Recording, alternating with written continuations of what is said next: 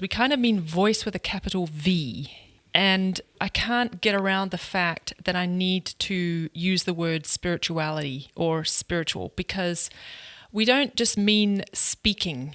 We mean all the ways in which you speak, with your behaviors, with your attitude, with your beliefs, and all the consequences of what you believe. Your voice is like who you are, and how you express yourself, not out of your personality, not out of your identity or your beliefs about your identity, but actually out of being a spiritual being, having a physical experience in this life. Why you're here and what you're here to say, or so the how you express yourself. There's just tremendous room for wound and shadow expression and suppression and mitigated expression, voice. But underneath all of that, voice is connected to this core part of who you are as a person. As a human being. Yes. Yeah, what you are as a human being. Yeah. And so it's very, very important that we all connect to our voice, and we go on that journey so that we can be a voice for a higher purpose and a higher power, and we can be alive for more than just our own satisfaction or our own needs. Yeah. And so why don't we, go into the impediments and the experiences that we have that are that prevent us from really accessing our true voice. Yes. We're going to talk about the shadow now. And in previous episodes, we've given definitions of a shadow, but let me just give a quick definition now for those of you who haven't actually, heard the previous episodes, which we highly recommend you should go do. This is a quick sort of anatomy of our inner experience, let's say. We have part of us that is shadow and a part of us that is light. And we focus on these two things when we're on a path of healing.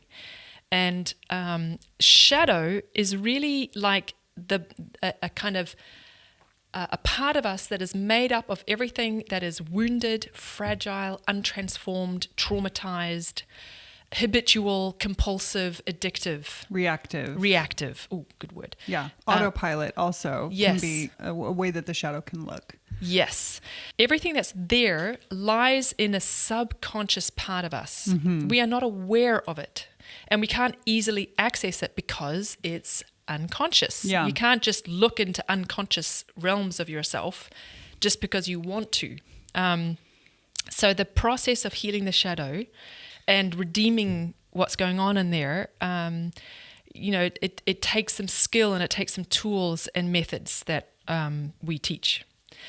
And then the sort of counterpart to that is if you wish to heal the shadow and all the weaknesses and the problems that are there that are keeping you stuck and small and scared and frightened, you really have to strengthen this part of you that's filled with light, filled with understanding, because that's what you use to look into the shadow. Yeah. Because in order to see there, you got to have light. Just to push the metaphor as far as we can. Let's look at the shadow and how the shadow shows up in obstructing or making it difficult to use our voice. And there's 3 main archetypal ways that we see the shadow interfering with voice. Mm-hmm. I think everyone will be able to relate to these at some point in their life. Yeah. These 3 categories, and they're fear, doubt, and hatred. Yes. But let's start with fear. We all know what it's like to want to speak our voice and feel the fear that either stops us or at the very least, gives us a trembling voice as we're speaking. Yeah, fear is kind of the easiest of the three to really identify with. Yeah. If you, just in the context of voice, if you have, for instance, sort of chronic underlying anxiety is nothing other than fear, right? But it's chronic. And so if you live with chronic anxiety, then chances are you are suppressing your voice.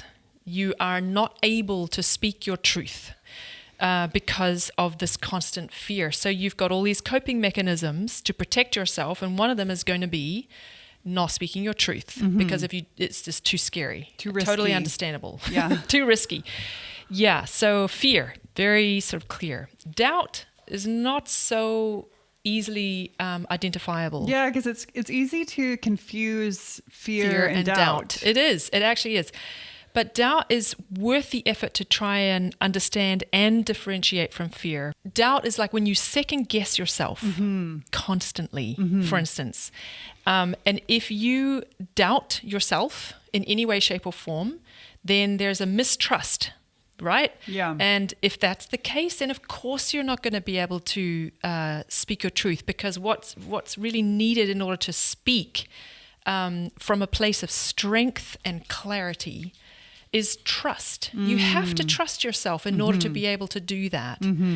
You know, there's something very emancipating about speaking the truth, you know, your truth. And if you do have beliefs about unworthiness, you are going to experience doubt because you don't trust yourself. You don't believe in yourself. You don't feel worthy and good enough. Yeah. You don't believe your intuition either. That's maybe right. you have an intuitive feeling about something that you think you should say, but you just don't fully trust your intuition. So you keep disregarding it. Yeah.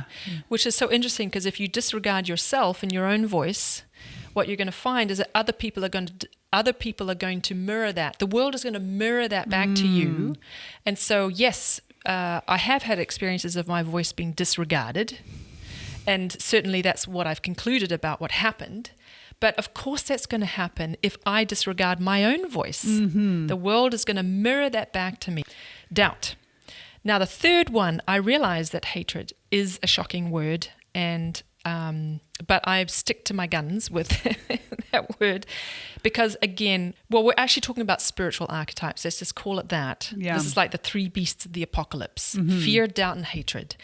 And these are the three experiences that you are going to go through, even if you don't necessarily recognize them right now, in order to grow as a human being and grow into your spiritual capacity as a human being. And so hatred, let's call it some other words. So disdain, or irritation, or antipathy. And it could be toward the world, or it could be toward another person, or it could be toward yourself. If you grow up believing that the world is against you, and you cannot trust the world, and you cannot trust other people, and you can only rely on your own self, and you have to maintain a distance of disdain and antipathy toward, the world, that is a form of hatred. Also, in terms of self-hatred, mocking thoughts. Yes, mocking thoughts. When you're putting yourself down, I suck. Yeah. I'm no good. I'm not worthy. This is all self-hatred. Obviously I'm familiar with self-hatred. Again, I realize it's a really strong word, but I think it's important that we own up to what we tell ourselves about ourselves. Is it positive? Or is it negative? Well, if it's negative and we're putting ourselves down, there's this critical voice in us. Yeah. That's hatred. That's self-hatred. And then in regards to the other, we could say, oh, of course I don't hate my husband. I love my husband.